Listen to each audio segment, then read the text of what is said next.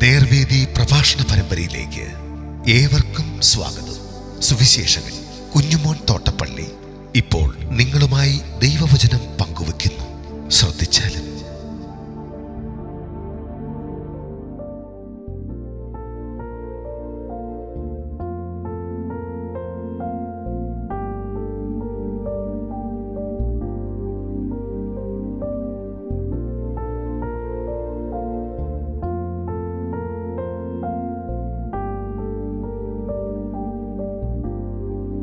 മീഖായുടെ പ്രവചനം 2-ാം അധ്യായം. കിടക്കമേൽ നീതികേട് നിരൂപിച്ച് തിന്മ പ്രവർത്തിക്കുന്നവർക്ക് അയ്യോ കഷ്ടം. അവർക്ക് പ്രാപ്തിയുള്ളതുകൊണ്ട് പുലരുമ്പോൾ തന്നെ അവർ അത് നടത്തുന്നു. അവർ വയലുകളെ മോഹിച്ച് പിടിച്ചു പറിക്കുന്നു, അവർ വീടുകളെ മോഹിച്ച് കൈക്കലാക്കുന്നു. അങ്ങനെ അവർ പുരുഷനെയും അവന്റെ ഭവനത്തെയും മനുഷ്യനെയും അവന്റെ അവകാശത്തെയും പീഡിപ്പിക്കുന്നു. അതുകൊണ്ട് യഹോവ ഇപ്രകാരം അരുളി ചെയ്യുന്നു: ഞാൻ ഈ വംശത്തിന് നേരെ അനർത്ഥം നിരൂപിക്കുന്നു. അതിൽ നിന്ന് നിങ്ങൾ നിങ്ങളുടെ കഴുത്തുകളെ വിടുവിക്കയില്ല, നിവർന്ന് നടക്കുകയുമില്ല. ഇത് ദുഷ്കാലമല്ലോ. അന്നാളിൽ നിങ്ങളെക്കുറിച്ച് ഒരു പരിഹാസവാക്യം ചൊല്ലുകയും ഒരു വിലാപം വിലപിക്കുകയും ചെയ്തു. കഥ കഴിഞ്ഞു, നമുക്ക് പൂർണ്ണ സംഹാരം ഭവിച്ചിരിക്കുന്നു. അവൻ എൻ്റെ ജനത്തിന്റെ ഓഹരി മാറ്റിക്കളഞ്ഞു, അവനത് എൻ്റെ പക്കൽ നിന്ന് എങ്ങനെ നീക്കിക്കളയുന്നു. വിശ്വാസ ത്യാഗികൾക്ക് അവൻ നമ്മുടെ വയലുകളെ വിഭാഗിച്ചു കൊടുക്കുന്നു എന്ന് പറയും. അതുകൊണ്ട് യഹോവയുടെ സഭയിൽ ഓഹരിമേൽ അളവ് നൂൽ പിടിപ്പാൻ നിനക്കാരും ഉണ്ടാകുകയില്ല. പ്രസംഗിക്കരുതെന്ന് അവർ പ്രസംഗിക്കുന്നു. ഇവയെക്കുറിച്ച് അവർ പ്രസംഗിക്കേണ്ടതല്ല. അവരുടെ ആക്ഷേപങ്ങൾ ഒരിക്കലും തീരുകയില്ല. യാക്കോബ് ഗൃഹമേ, ഇതെന്തൊരു വാക്കാകുന്നു! യഹോവ മുൻകോപിയോ? അങ്ങനെയോ അവന്റെ പ്രവൃത്തികൾ? നേരായി നടക്കുന്നവൻ എന്റെ വചനങ്ങൾ ഗുണകരമല്ലയോ? മുമ്പേ തന്നെ എന്റെ ജനം ശത്രുവായി എഴുന്നേറ്റിരിക്കുന്നു. യുദ്ധ വിമുഖന്മാരായി നിർഭയന്മാരായി കടന്നു പോകുന്നവരുടെ വസ്ത്രത്തിന്മേൽ നിന്ന് നിങ്ങൾ പുതപ്പ് വലിച്ചെടുക്കുന്നു. നിങ്ങൾ എന്റെ ജനത്തിന്റെ സ്ത്രീകളെ അവരുടെ സുഖകരമായ വീടുകളിൽ നിന്ന് ഇറക്കിക്കളയുന്നു. അവരുടെ പൈതങ്ങളോട് നിങ്ങൾ എന്റെ മഹത്വം സദാകാലത്തേക്കും അപഹരിച്ചു കളയുന്നു. പുറപ്പെട്ടു പോകുവീൻ. നാശത്തിന്, കഠിന നാശത്തിന് കാരണമായിരിക്കുന്ന മാലിന്യ നിമിത്തം ഇത് നിങ്ങൾക്ക് വിശ്രാമസ്ഥലമല്ല. ഒരുത്തൻ കാറ്റിനെയും വ്യാജത്തെയും പിൻചെന്ന് ഞാൻ വീഞ്ഞിനെക്കുറിച്ചും മദ്യപാനത്തെക്കുറിച്ചും നിന്നോട് പ്രസംഗിക്കും എന്നിങ്ങനെയുള്ള വ്യാജം പറഞ്ഞാൽ അവൻ ഈ ജനത്തിന് ഒരു പ്രസംഗിയായിരിക്കും. യാക്കോബേ, ഞാൻ നിനക്കുള്ളവരെയൊക്കെയും ചേർത്തുകൊള്ളും. ഇസ്രായേലിൽ ശേഷിപ്പുള്ളവരെ ഞാൻ ശേഖരിക്കും. തൊഴുത്തിലെ ആടുകളെപ്പോലെ, മേച്ചിൽ പുറത്തെ ആട്ടിൻ കൂട്ടത്തെപ്പോലെ ഞാൻ അവരെ ഒരുമിച്ച് കൂട്ടും. ആൾപ്പെരുപ്പം ഹേതുവായി അവിടെ മുഴക്കമുണ്ടാകും. തകർക്കുന്നവൻ അവർക്ക് മുമ്പായി പുറപ്പെടുന്നു.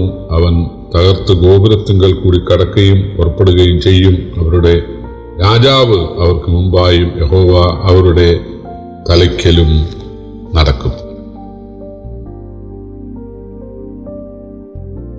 ഇസ്രായേൽ സ്വജനത്തെ ഉപദ്രവിക്കുന്ന പാപമാണ് മീഖ 2-ാം അധ്യായത്തിൽ വിവരിക്കുന്നത്.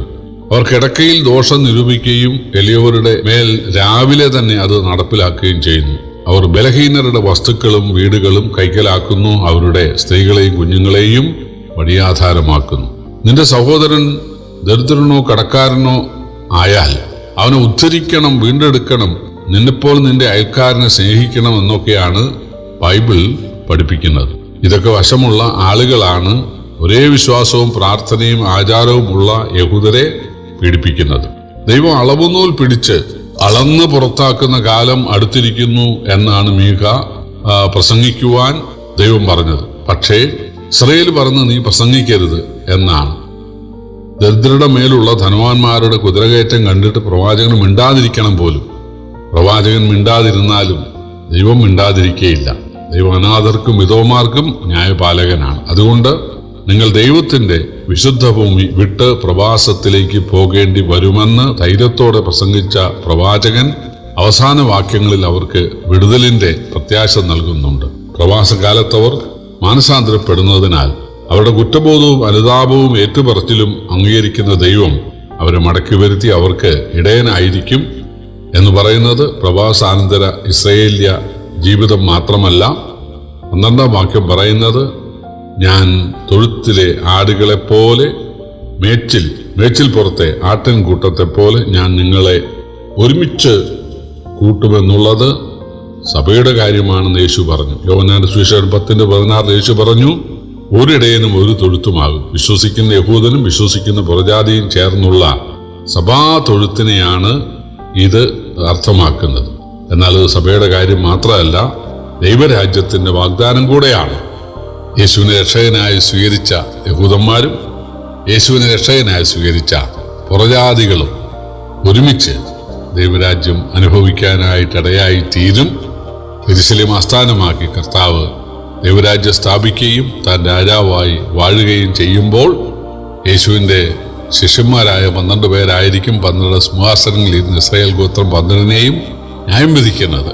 യേശുവിനെ കൈക്കൊണ്ട് സ്നാനപ്പെട്ട് യേശുവിൻ്റെ ശിഷ്യരായി യേശുവിൻ്റെ സാക്ഷ്യം വഹിക്കുന്ന ആളുകൾ, ഒന്നാമത് അപ്പോസ്തലന്മാർ, പിന്നീട് പ്രവാചകന്മാർ, പിന്നീട് സുവിശേഷകന്മാർ, ഇടയന്മാർ, ഉപദേഷ്ടാക്കന്മാർ, കർത്താവിന് വേണ്ടി ധനം ചെലവഴിച്ചവർ, കർത്താവിന് വേണ്ടി അതിഥിസൽക്കാരം ചെയ്തവർ, ഇവരെല്ലാം പുരുഷന്മാരും സ്ത്രീകളും ഇവരെല്ലാം ഒരുപോലെ അനുഗ്രഹീതരാകും, അധികാരമുള്ളവരാകും, പദവികളുള്ളവരാകും. അതാണ് കർത്താവിൻ്റെ ദൈവരാജ്യത്തിൽ സംഭവിക്കാൻ പോകുന്നത്. അതുകൊണ്ട് കർത്താവിനെ കൈക്കൊണ്ട് കർത്താവിൻ്റെ രാജ്യത്തിനായിട്ട് ഒരുങ്ങുവാൻ ഏവർക്കും കർത്താവ് കൃപ നൽകട്ടെ. കർത്താവിൻ്റെ വലിയ നാമം വാഴ്ത്തപ്പെടുമാറാകട്ടെ.